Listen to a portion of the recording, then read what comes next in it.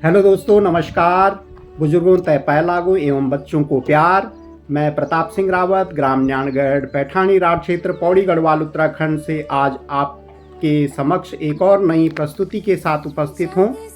आज पैठानी क्षेत्र के कनकोट खंडगांव धौलाण संयुक्त ग्राम सभा के पंचायत भवन में श्रीमद् भगवत गीता ज्ञान चर्चा के लिए ब्रह्मा कुमारी ममता दीदी के साथ एक छोटा सा कार्यक्रम का आयोजन किया गया है। गांव का सुंदर दृश्य, सीढ़ीनुमा खेत यानी टेरेस फार्मिंग, भरपूर हरियाली का सुंदर वीडियो का आप आनंद ले सकते हैं। साथ में नीचे की ओर पैठानी की भी झलक आपके सामने पेश है। आपको मालूम ही होगा कि पैठानी न केवल भारतवर्ष में बल्कि विश्व भर में एकमात्र ऐतिहासिक राहु मंदिर है जो पांडवों के द्वारा बनाया गया था। देश विदेश के श्रद्धालु यहाँ पर राहु दोष निवारण के लिए, जीवन को सुखी बनाने के लिए आते हैं। उसी प्रकार इस कार्यक्रम में गांव वासियों को सारे ग्रह दोष उनके निवारण के लिए श्रीमद् भगवत गीता ज्ञान की संक्षिप्त में चर्चा कर रहे हैं। पहली बात यह है कि रामायण से हमें यह सीख मिलती है कि हमें क्या करना चाहिए। महाभारत से हमें यह शिक्षा मिलती है कि हमें क्या नहीं करना चाहिए। लेकिन श्रीमद् भगवत गीता ज्ञान से हमें शिक्षा मिलती है कि हमें जीवन को सुखमय, आनंदमय और सुचारू रूप से कैसे चलाना है। रामायण से जो सीख हमें मिलती है कि हमें क्या करना चाहिए, जैसे श्री रामचंद्र जी ने पिताजी की आज्ञा का पालन करते हुए 14 वर्ष वनवास स्वीकार किया। इन्हीं 14 वर्षों में उन्होंने रावण जैसे आसुरी विकारों से ग्रसित राक्षसों का संहार किया, जबकि रावण एक महान पंडित था। इससे यह भी सीख मिलती है कि युवावस्था में रावण रूपी विकारों जैसे काम वासना, क्रोध, लोभ, मोह, अहंकार आदि आसुरी वृत्तियों एवं बुराइयों का संहार करने का पुरुषार्थ और सेवा करनी है, ताकि जीवन दिव्य बन सके और औरों का भी जीवन दिव्य बन सके। दूसरा यह कि महाभारत से हमें यह शिक्षा मिलती है कि जीवन में क्या नहीं करना है। जिस प्रकार कौरवों ने अपने ही भाइयों पांडवों पर अत्याचार किए, द्रौपदी का चिरहरण किया, अभिमन्यु को चक्रव्यूह में मरवाया, राजपाट से वंचित किया, लेकिन उसकी परिणति उनकी मृत्यु के रूप में मिली, अर्थात काम, क्रोध, लोभ, मोह, अहंकार रूपी माया के वशीभूत होकर जान भी गंवा बैठे। अर्थात काम, क्रोध, लोभ, मोह, अहंकार के वश में हमें भी नहीं आना चाहिए, ताकि हमसे भी वह पाप कर्म न हो जो कौरवों ने किए थे। और उसका परिणाम आपको मैंने बता ही दिया है। और तीसरा, श्रीमद् भगवत गीता ज्ञान से हमें यह सीख मिलती है कि जीवन को सुचारू रूप से सुखमय, आनंदमय, प्रेम प्यार से कैसे चलाना है। आज जो हालात दिखते हैं कि मनुष्य जो सतयुग त्रेता में दैवीय एवं पावन गुणों से भरपूर थे, अब पतित होकर दिव्यता की जगह दानवता, गुणों की जगह अवगुण, अच्छाइयों की जगह बुराइयाँ, प्रेम प्यार की जगह नफरत, स्नेह की जगह मनमुटाव एवं सहानुभूति की जगह स्वार्थ ने ले ली है। इनको कैसे समाप्त करना है, यह हमें सब स्वयं भगवान गीता उपदेश के द्वारा हमें ज्ञान देते हैं। इसलिए आज हम इसी के बारे में चर्चा करने आए हैं, जिसमें श्रीमद् भगवत गीता के अध्याय 1, 2, 3 में स्वयं मैं कौन हूँ, मेरा कौन है, इसके बारे में चर्चा होगी। प्रजापिता ब्रह्मा कुमारी ईश्वरीय विश्वविद्यालय का उद्देश्य संस्था के नाम से ही साफ साफ समझ में आ जाता है कि यह एक ऐसा विश्वविद्यालय अर्थात यूनिवर्सिटी है जो ईश्वरीय ज्ञान की पढ़ाई कराती है। हमें इसमें डॉक्टर, इंजीनियर, साइंटिस्ट इत्यादि नहीं, बल्कि अच्छे इंसान बनने की पढ़ाई की जाती है जो सनातन संस्कृति पर आधारित है। जिस प्रकार अर्जुन महाभारत युद्ध में दुविधा में अवसाद में पड़ गए थे कि सामने तो मेरे पितामह हैं, मेरे गुरु द्रोणाचार्य हैं, मेरे भाई हैं, मेरे ताऊ के लड़के कौरव हैं, वो सब मेरे अपने संबंधी हैं, तो उनके ऊपर मैं धनुषबाण कैसे चलाऊं, वे दुविधा में पड़ गए थे। तब श्री कृष्ण भगवान ने उनको उपदेश देते हुए बताया कि हे अर्जुन, जो तुम अपने को और अपने जो सामने तुम्हारे प्रतिद्वंदी है उनको शरीर के रूप में समझ रहे हो, असल में तुम शरीर नहीं, तुम इस शरीर को चलाने वाली वो चैतन्य शक्ति आत्मा हो जो कभी मरती नहीं है, जो अजर अमर अविनाशी है। और उस आत्मा के जो पिता हैं वह स्वयं मैं हूँ, जिसको परम पिता परमेश्वर परमात्मा कहते हैं। इसलिए तुम ये जो व्यक्ति है, स्थान है, वस्तु है, इन सब से नाता, तुम्हारा जो शारीरिक नाता है, इसको छोड़कर जो असली नाता मेरे साथ है, भगवान के साथ है, उसको जोड़कर तुम अपना धर्म का साथ निभाओ, तभी धर्म की रक्षा हो पाएगी। यही हालात आज के समय हर मनुष्यों की है। जिस प्रकार कौरव काम वासना, क्रोध, लोभ, मोह, अहंकार से ग्रसित थे और पांडव इस दुविधा में थे कि हम क्या करें क्या नहीं करें, तो उसका जो रास्ता भगवान ने दिया है वह श्रीमद् भगवत गीता ज्ञान हमारे लिए भी जीवन चलाने के लिए एक सुगम सा रास्ता है, जिसका हमें पालन करना चाहिए। हम सभी मनुष्यों के अंदर भी काम वासना, क्रोध, लोभ, मोह, अहंकार रूपी कौरव जो बसे हुए हैं, और इस कारण हमारे अंदर जो दुविधा बनी हुई है कि हम क्या करें क्या नहीं करें, उसी के बारे में भगवान हमें आगे बताते हैं। और इसका कुछ झलकियाँ ममता दीदी आपको सचित्र वर्णन कर रही हैं, आप ध्यान से सुनिएगा। भगवान का आकार कैसा होता है? ज्योत। तो हमारे शरीर के पिता सबके अलग अलग, लेकिन आत्माओं का पिता सबका एक है। तो हम आपस में क्या हो गए, सब क्या हो गए, क्या वही रहते हैं, सभी आपस में रहते हैं। शरीर के नाते कोई काफी होता है, लेकिन आत्मा के नाते हम सभी आपस में बने होते हैं। आपके घर में जिस भी देवी या देवता की मूर्ति हो, कभी आपने इसको ध्यान से देखा? देखते हैं ध्यान से, वो आपके यहाँ देख रहे हैं। आप जैसे आपके यहाँ पे फोटो है ना, अगर यहाँ दीवार पे लगी हुई है, आप उसके सामने खड़े होगी तो भी आपको यहीं पे देखेगा। आप साइड में चले जाओ तो भी यहीं पे देखो। क्यों? क्योंकि भगवान हमेशा आत्मा को देखता है और आत्मा यहाँ रहती है, इसलिए भगवान की नजरों में सब बराबर होते हैं। और देखो, जैसे किसी स्कूल में जाते हैं ना, तो स्कूल में जब हम जाते हैं तो किसी स्कूल में, कॉलेज में कोई इंजीनियर बनता है, कोई डॉक्टर बनता है, कोई वकील बनता है, होता है ऐसे, कोई जज बन जाता है। लेकिन यहाँ पर जो आज आपको पढ़ाई करवा रहे हैं हम, इस पढ़ाई में भगवान हमें क्या सिखाते हैं, क्या बनना सिखाते हैं वो हमें? देवी देवता। घर में अगर हमारा लड़का है, बड़ा हो गया, तो हम क्या चाहते हैं, उसकी जो घर में उसके लिए हम बहू ढूंढते हैं, तो हम क्या चाहते हैं, किसकी जैसी आए? लक्ष्मी जैसी आए। बहू को तो हमारी लक्ष्मी जैसी, लेकिन नौकरी क्या करती है वो? नौकरी सरकारी करती है, वो टीचर हो, इंजीनियर हो, वकील हो, डॉक्टर हो।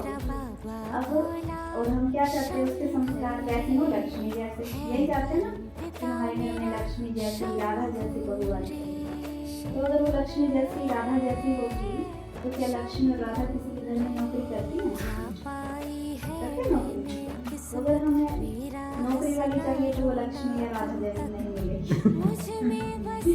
और अगर हमें लक्ष्मी या राधा जैसी चाहिए फिर वो नौकरी नहीं करेगी। अब आप ये बताओ कैसी चाहिए? नौकरी वाली चाहिए या लक्ष्मी या राधा जैसी चाहिए? नौकरी वाली चाहिए, क्योंकि आज क्या है ये कलयुग का टाइम आ गया ना। लेकिन भगवान हमें चाहते कि हमें लक्ष्मी जैसा कर दे। भगवान क्या कहते हैं हमें कि हम पिछले जन्म में क्या थे वो इस चित्र में देखो आप। इस चित्र में ये औरत रो रही है। क्यों रो रही है? क्योंकि इसका पति मर गया। अब इसका पति मर गया, हम ये कहते कि मर गया, तो रोने की क्या बात है? तो फिर भी इसके पास ही ना, छोड़ के कोई चला गया, रो क्यों रही है? जैसे मर गया, कैसे पता चल गया मर गया? क्या नंबर से चला गया? आत्मा की शक्ति। तो इस शरीर को जो चलाने वाली शक्ति थी वो कौन थी? आत्मा। और वो आत्मा इस शरीर को छोड़ के चली गई, जिसको हम कहते हैं कि अब इसका पति मर गया। तो इसका इस शरीर को चलाने वाली कौन थी? आत्मा, है ना? जिस आत्मा के आधार पर ये शरीर बनता है। तो अब ये देखो, ये इसमें दिखाया गया कि एक भाई माली है जो उसने आम का बीज बोया, कुछ दिनों के बाद किसको पौधा निकलेगा? किसको पौधा निकलेगा? हाँ। फिर कुछ सालों में उसको क्या लगेगा? अगर हमने केला बोया तो केला लगेगा। ऐसा तो नहीं केले पे आम लग जाएगा, आम पे केला लग जाएगा। हमने गेहूं बोया, 6 महीने पहले गेहूं बोया होगा, तो अभी आपने काटा, तो क्या काटा? गेहूं और जो होते हैं उसकी बाली जो होती है जैसे होती है ना। तो अगर हमने जो बोया तो ऐसा नहीं है कि उससे गेहूं लग जाएगा। क्यों? क्योंकि बीज किसका बोया था हमने? गेहूं का बोया था तो गेहूं मिलेगी, जौ का बोएंगे तो जौ मिलेगी, धान का बोएंगे तो धान ही मिलेगी। क्यों? क्योंकि बीज जिस चीज का भी बोएंगे पौधा उसी का ही निकलेगा। तो भगवान ये कहते हैं कि इंसान की जो आत्मा है वो समझो एक बीज की तरह है, और उस बीज को हम जब भी बोएंगे, जैसे आपने पिछले साल गेहूं बोई होगी, उस पिछले साल की गेहूं में से आपने कुछ बीज रख दिया तो इस साल बो दिया। जैसे और बीज उसका बीज रख देते हैं, उसी बीज को हम दोबारा से बो देते हैं, फिर उसमें से मिर्ची निकलती है, फिर उसी मिर्ची में से कुछ बीज रख देते हैं, फिर उसको बो देते हैं। ऐसा नहीं कि हमने मिर्च का बीज बोया तो छोड़ देते हैं। तो फोन में और भी कभी भी आप सर्च करके देखो कि अगर कोई भी ये बताएगा ना पिछले जन्म की, किसी को भी याद आती है कि मैं पिछले जन्म में क्या था, तो हर एक ये बताता है कि मैं पिछले जन्म में इंसान था और वहाँ मेरा परिवार था। किसी को भी ये याद नहीं आता कि मैं पिछले जन्म में उनके घर में गाय थी, पिछले जन्म में उनके घर में रात थी, पिछले जन्म में मैं उस जंगल में थी, उस जंगल में शेर थे उसमें रहती थी। हर कोई को, जिस भी बच्चे को या बड़े को पिछले जन्मों की याद आती है ना, वो हर कोई यही बताता है कि मेरा घर वहाँ पे है और वो मेरा परिवार है, और मैं उसका पति था या मैं उसकी पत्नी थी, मैं उसका बेटा था या मैं उसकी बेटी थी। हर कोई यही बोलता है कि मैं पिछले जन्म में भी इंसान ही था। तो भगवान यही कहते हैं कि हम बनते तो इंसान ही हैं, लेकिन हम ये क्यों कहते हैं कि हम जानवर बन जाएंगे? बोलते ना ऐसे, पिछले जन्म में हम जानवर थे और अगर हम बुरे काम करेंगे तो फिर से जानवर बन जाएंगे। तो भगवान ये कहते हैं जानवर क्यों कहते हैं? भगवान कहते हैं कि अगर आप बुरे कर्म करोगे, बुरे कर्म किए और शरीर छोड़ दिया, जिसको मरना कहते हैं, बुरे कर्म करके मर गए, तो जब हम अगला जन्म लेंगे वो जानवर के रूप में नहीं लेंगे, शक्ल हमारी इंसान की भी होगी, लेकिन अगर हमारी जानवर जैसे कि आजकल इंसान शराब के नाली में पड़ा रहता है, एक सुअर होता है वो भी नाली में पड़ा रहता है, इंसान भी शराब के नाली में पड़ा हुआ, तो उस इंसान में सुअर में क्या अंतर है? जो सुअर होता है वो भी कचरे में से खाता है, कुत्ते होते हैं जो सुअर होते हैं कचरे के ढेर में से खा रहे हैं ना। और आज का इंसान जो शराब पीता है या जो दूसरी झोपड़ियों में बच्चे रहते हैं वो भी कचरे में से उठा के खा रहे हैं, और वहीं पे कुत्ता खा रहे हैं, वहीं पे वो गरीब बच्चे खा रहे हैं कचरे के ढेर में से उठा के। तो उन्होंने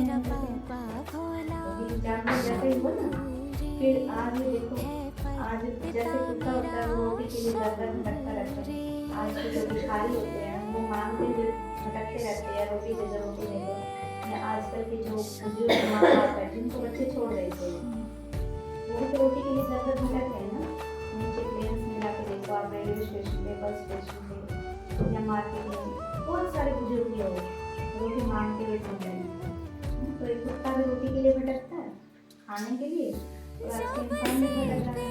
तो भगवान ने तो उस कुत्ते ने और इंसान ने जान कर आप इस घर में गया, दूसरे घर में गया, तीसरे घर में गया। तो आजकल के जो बुजुर्ग माँ बाप हैं, पिताजी नहीं है घर में, माँ अकेली है और उसके 4 बेटे हैं। तो आज के टाइम पे वो चारों बच्चे क्या करते हैं, हम नहीं रखते हैं, कहते ना उसे, वही कहता मैं नहीं रखूँगा, दूसरे को बोलता भैया आप रख लो, वो बोलता मैं क्यों रखूँ, तीसरा रख लेगा, वो बोलता मैं क्यों रखूँ, ऐसे बोलता चारों नहीं रखते। फिर क्या करते हैं, आपस में लड़ाई झगड़ा करते हैं, मैं नहीं रखूँगा माँ को। फिर वो अपनी सलाह कर देते हैं कि 1 साल में से 3 महीने एक के पास रहेगी माँ, 3 महीने दूसरे के पास रहेगी, 3 महीने तीसरे के पास और 3 महीने चौथे के पास। ऐसे करके माँ को पूरा तो रोटी के लिए क्या करेगी, या 2 भाई हैं और दोनों के घर इकट्ठे हैं, तो क्या करेगी माँ, एक टाइम उस घर में खाती है उस बेटे के पास, दूसरे टाइम दूसरे बेटे के पास खाती है। तो ऐसे गुस्सा नहीं करता, एक बार उस घर से मांगता, दूसरी बार दूसरे घर से मांगता। भगवान ये जैसे गधा है, गधा सारा दिन बोल देता है, आज का इंसान भी बोल रहा है। तो भगवान ये कहते हैं अगर इंसान पाप करे और वो जानवर बन जाए, क्या करे, पाप करे और वो जानवर बन जाए, तो इस संसार में आप बताओ जानवर ज्यादा होते हैं या इंसान ज्यादा होते हैं? कौन ज्यादा होते हैं? जानवर ज्यादा होते हैं ना, क्योंकि सभी पाप करते हैं। और हम सब पाप करें और जानवर बन जाएं तो फिर इस संसार में जानवर ही जानवर होते हैं, क्योंकि कोई है आज ऐसा जो पाप नहीं करता। सभी कर रहे हैं ना पाप, कोई कर रहा, कोई खुद कर रहा तो दूसरों से करवा रहा है ना, और कोई करते हुए देख रहा है, जो करते हुए देख रहा है भगवान की नजर से वो भी पापी है। तो सब पापी हैं और पापी से अगला जन्म लेंगे तो इस संसार में सब पाप करते मरते और अगले जन्म में जानवर बन जाते। इस संसार में एक भी इंसान नहीं, आप बताओ जानवरों की संख्या बढ़ रही है, इंसानों की बढ़ रही है, संख्या किसकी बढ़ रही है, इंसानों की जानवरों की। जानवर तो कम होते जा रहे हैं, गवर्नमेंट कंट्रोल कर रही है कि जन्म दर कम हो जाए। पिछले जन्म में भी इंसान थे, अगले जन्म में भी इंसान बनोगे, लेकिन अगर पाप करोगे तो तुम्हारी हालत जानवर जैसी हो जाएगी, लेकिन बनोगे इंसान। क्योंकि जानवर तो अपनी योनि में खुश हैं, दुखी कौन है, टेंशन किसको होती है, इंसान को कि गधे को, डिप्रेशन किसको होता है, इंसान को, बीपी लो किसको होता है, इंसान, शुगर किसको होती है, इंसान। कभी आपने देखा गधे को शुगर हो गई है या गधे का बीपी लो हो गया, गधा डिप्रेशन में चला गया। अच्छा ये बताओ दुनिया में पागल कौन होता है, इंसान होते हैं जानवर? पागल हॉस्पिटल जो होते हैं, पागलों के मेंटल हॉस्पिटल जो होते हैं, उनमें जानवर को कैद करके रखते हैं, इंसानों को दुखी कौन है, इंसान दुखी है, जानवर दुखी नहीं है। तो भगवान ये कहते हैं तुम पिछले जन्म में भी इंसान ही हो, अगर बुरे कर्म करोगे तो तुम्हारे इंसान के रूप में भी हालत जानवरों से भी बदतर होगी। जो आदम देख रहे हैं ना इसमें, तो भगवान ये कहते हैं ऐसे इंसान बन जाओगे जो जानवरों की भी बुरी हालत है। और अगर हम अच्छे कर्म करेंगे फिर हम ये भी इंसान ही है, वो भी इंसान है जो इनके नारियों में पड़े हैं, ये भी है इंसान ही, लेकिन इनके अंदर दिव्य गुण है, इनकी पूजा करते हैं। इनकी तो अगर हम मूर्ति भी लेते ना, एक छोटी सी मूर्ति अगर हम मेले में से ले आए उसको ऐसे नहीं कहीं भी रख देंगे, जैसे अभी ये कुर्सियाँ गंदी मंदी पड़ी है ना, हम सब इससे ऐसे बैठे बिना साफ करे। अगर एक मूर्ति ले आते हैं हम छोटी सी गणेश जी की, उसको ऐसे रख देते हैं हम यहाँ पे, पहले हम सफाई फिर रखते हैं, देवी देवताओं को तो हम सफाई में रखते हैं। तो भगवान ये कहते हैं कि अगर अच्छी कर्म करोगे तो बनोगे इंसान ही, लेकिन इनके जैसा बनोगे। और बुरे कर्म करेंगे तो क्या बनेंगे, जानवर बनेंगे या जानवर जैसा बनेंगे, जानवर जैसा बनेंगे, जानवर नहीं। परमात्मा का स्वरूप, परमात्मा ज्योति स्वरूप है, और आपको बता देते हैं कि भगवान आ चुका है। जो आपने सुना होगा ना, भगवान कल की अवतार लेंगे। सुना आपने कि कल युग तो होगा और भगवान कल की अवतार लेंगे। जो हम अभी सुन रहे हैं ना 10-15 दिन से युद्ध हो गया, युद्ध हो गया, ये बात भगवान ने 1936 में बता दी थी कि ऐसे ऐसे करके युद्ध होगा। जो लॉकडाउन लगा था 4-5 साल पहले, उसके बारे में भगवान ने बता दिया था कि लॉकडाउन लगेगा, घर से बाहर नहीं जा पाओगे। और अभी तो हम फिर भी लॉकडाउन में चलो चले गए, अकेले भी तो है ना, हम अपनी छत पे जा सकते थे। आगे आगे ऐसा टाइम आएगा कि हम अपने खिड़की भी नहीं खोल पाएंगे, इतना प्रदूषण हो गया संसार में। और अभी तो हम फिर भी यहाँ बैठे हैं, क्योंकि अभी युद्ध सिर्फ भारत पाकिस्तान का हुआ है, सिर्फ पाकिस्तान ने भारत के साथ ऐसा किया। अब पूरा विश्व आपस में लड़ाई करेगा। जब 2 युद्ध हुए, विश्व युद्ध 2 हो गए, अभी तीसरा विश्व युद्ध होगा। तो तीसरे विश्व युद्ध से पहले भगवान ने कहते बच्चे थोड़ा सा टाइम निकालो और मुझे याद तो ऐसा नहीं कि हमें खाली बैठ के याद करना, कर्म करते हुए याद। और भगवान को याद करने के लिए भगवान कहते जिस भी एज में आप, ऐसे नहीं सोचना कि जब मैं बूढ़ी हो जाऊंगी तब भगवान को याद करूंगी, जब मेरे बच्चे बड़े हो जाएंगे तब भगवान को याद करूंगी, जब बच्चे छोटे हैं। अभी तो मेरी पढ़ाई चल रही है, जब नौकरी लग जाएगी तब मैं भगवान को याद करूंगी। अभी तो पढ़ाई के टाइम पे तो फिर भी टाइम मिल जाता है, नौकरी लगेगी टाइम लगेगा, जब नौकरी लगेगी जब तक तब तक शादी हो जाएगी, हो जाएगी ना, तब तक तो शादी भी हो जाएगी, शादी हो जाएगी टाइम लगेगा। तो भगवान को याद करने का टाइम अभी है। तो भगवान को याद कैसे करना, जैसे 2 उनकी तरह भगवान को याद करना, अपना कर्म करते हुए पढ़ाई करते हुए भगवान को याद करना, अपने घर के काम करते हुए भगवान को याद करना। याद करना ऐसे नहीं कि मैं काम छोड़ के बैठ जाऊंगी ऐसे करके हाथ जोड़ के, अपना काम करते हुए भगवान को अपने साथ दिलाना। ये भगवान मैं खाना बना रही, आप आओ मेरे साथ खाना बनवाओ, वो खाना बनवाएगा। सफाई कर रहे हैं ना हम, ऐसे नहीं सोचना भगवान सफाई थोड़ी करेगा, वो तो भगवान है, ऐसे नहीं सोचना। ये बोलो हे भगवान ये घर मेरा नहीं है, ये आपका मंदिर है, इसलिए आप घर में आप रहते हैं ना, उस घर के लिए भगवान को बोलो हे भगवान ये घर मेरा नहीं, ये आपका मंदिर है, मैं इसकी सफाई कर रही, आप मेरी मदद करो।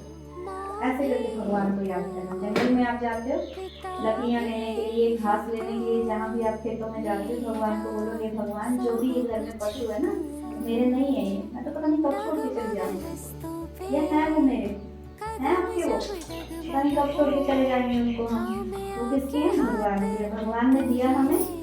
तो भगवान को बोलो हे भगवान जो भी मेरे घर में पशु है मैं इनके लिए जंगल से घास लेने के लिए जा रही, आप मेरे साथ हैं। ऐसे भगवान को याद करना। पढ़ाई कर रहे हैं ना जब ये भगवान मैं ये पढ़ाई कर रही, पढ़ाई करके मैं आपका नाम रोशन करूँगी, आप मेरी मदद करें। सिर्फ ऐसे करके भगवान को याद करना, तो भगवान हमारा साथ जरूर देंगे। और भगवान का रूप कैसा है, ज्योति बिंदु, जो हम अपने घर में ज्योत जलाते हैं भगवान का रूप वैसा होता है। और नाम है उसका परमात्मा शिव, जिसको हम बोलते हैं परम पिता। पिता तो दुनिया में बहुत सारे हैं, लेकिन भगवान है हमारा परम पिता, इसका पूरा नाम है परम पिता शिव परमात्मा। तो भगवान शिव को याद करो आप भी, जिसको अभी तक आप करते ही हो, आगे भी करते रहो, और फिर अगली बार आएंगे हम तब वो सुनाएंगे। ओम शांति, ओम शांति। तो साथियों आपने जैसा सुना होगा दीदी से कि श्री कृष्ण भगवान ने अर्जुन को आत्मा और परमात्मा का परिचय दिया कि तुम ये जो शरीर को स्वयं को मानते हो, ये शरीर तुम नहीं बल्कि शरीर को चलाने वाली जो शक्ति आत्मा है वह तुम हो। यह शरीर तो नश्वर है, नष्ट होने वाला है, और आत्मा अजर अमर अविनाशी है। यह एक शरीर छोड़कर दूसरी जगह जन्म ले लेती है, इसलिए जो तुम्हें भय सता रहा है इसको निकाल दो। और इसी प्रकार से जिस प्रकार शरीर के माता पिता शरीरधारी हैं, किसी के अभी हैं, किसी के ऊपर चले गए, उसी तरह आत्मा के जो माता पिता हैं वो परम पिता परमेश्वर परमात्मा भगवान हैं, जिनको सत्यम शिवम सुंदरम कहा जाता है, जो इस विश्व में एकमात्र सत्य हैं, एकमात्र और सबसे सुंदर हैं और कल्याणकारी शिव परमात्मा अर्थात शिव बाबा हैं। वो परमपिता परमेश्वर परमात्मा हम आत्माओं के अलौकिक और असली पिता हैं। बाकी ये शरीर तो आपको पता ही है, ये नष्ट होने वाला है। इसलिए इससे मोह त्याग कर केवल जो मैं कह रहा हूँ भगवान के रूप में तुम उसे मानो। और इस प्रकार से अर्जुन का जो दुविधा थी उसको भगवान ने दूर किया। इसी आधार पर हमें भी अपनी दुविधाओं को दूर करना है, क्योंकि हम भी अर्जुन हैं, ज्ञान का अर्जन करने वाले। हम सभी आत्माएं भी अर्जुन हैं। इसके साथ ही दीदी ने कर्मों की गति के बारे में भी चर्चा की कि जैसा हम कर्म करेंगे वैसा हमारा भविष्य होगा, वैसे हम भविष्य में जन्म लेंगे। अच्छे कर्म करेंगे तो अच्छे इंसान के रूप में, और बुरे कर्म करेंगे तो जानवरों जैसा हमारा जन्म होगा और जानवरों जैसा ही हमारा हश्र होगा।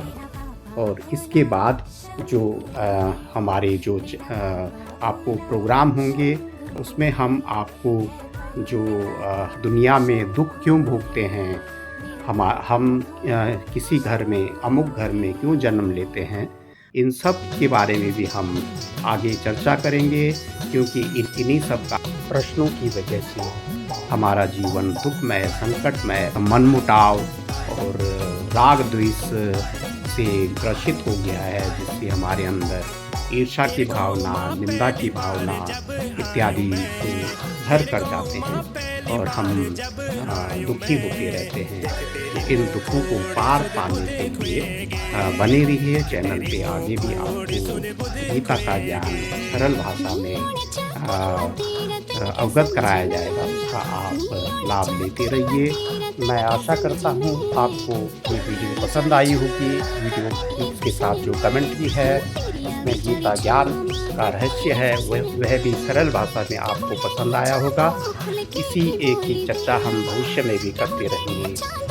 फिर भी अगर आपके दिमाग में कोई प्रश्न चल रहा है तो उसको कमेंट में अवश्य पूछें, उसका क्लैरिफिकेशन आप लोगों को मिलता रहेगा। भविष्य में भी चैनल से जुड़े रहने की कृपा करें। जय श्री राम, जय श्री राम।